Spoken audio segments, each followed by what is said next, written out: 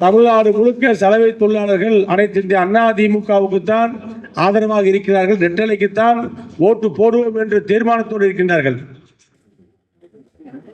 7.5% இடஒதுக்கீட்டின் வாயிலாக அரசாணை வெளியிட்டு அரசு பள்ளிகளில் படிக்கின்ற மாணவர்களுக்கு மருத்துவக் கல்லூரியுடைய கனவுகளை நனவாக்கி அவர்களை மருத்துவக் கல்லூரியில் படித்து டாக்டராக வருவதற்கு வாய்ப்பு கொடுத்து அரசாணை வெளியிட்ட முதலமைச்சராக இருந்தவர் எடப்பாடியார்.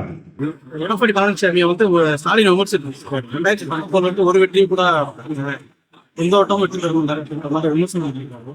அதாவது அரசியல் முடிந்த அரசியலில் பார்த்தால் ஒவ்வொரு நேரங்களிலும் திமுகவும் படுதோல்வி அடைந்திருக்கிறது.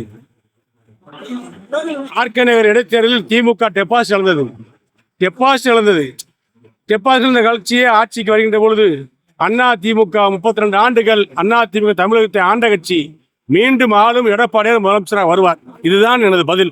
விஜய் இதை தனித்து நின்று நாங்க ஜெயிப்போம் அப்படின்றாரு. எந்த கூட்டணி உள்ளதாலும் பரவாயில்ல, தனித்து நின்று நாங்க ஜெயிப்போம் அப்படின்னு சொல்லியிருக்காரு. ஒரு மனிதனுக்கு 5 விரல்கள் உழைக்கின்றவனுக்கு தேவை, 6வது விரல் தேவையில்லை. தமிழ்நாட்டுக்கு 6வது விரலாகத்தான் அது பார்க்கப்படுமே ஒழிய தேர்தல் களத்திலே அண்ணா திமுக கூட்டணி, திமுக கூட்டணி இதுதான் நிக்குமே ஒழிய தேர்தல் அறிவித்தவுடன் மற்ற கட்சிகள் எல்லாம் கரைந்து போகும், காணாமல் போகும்.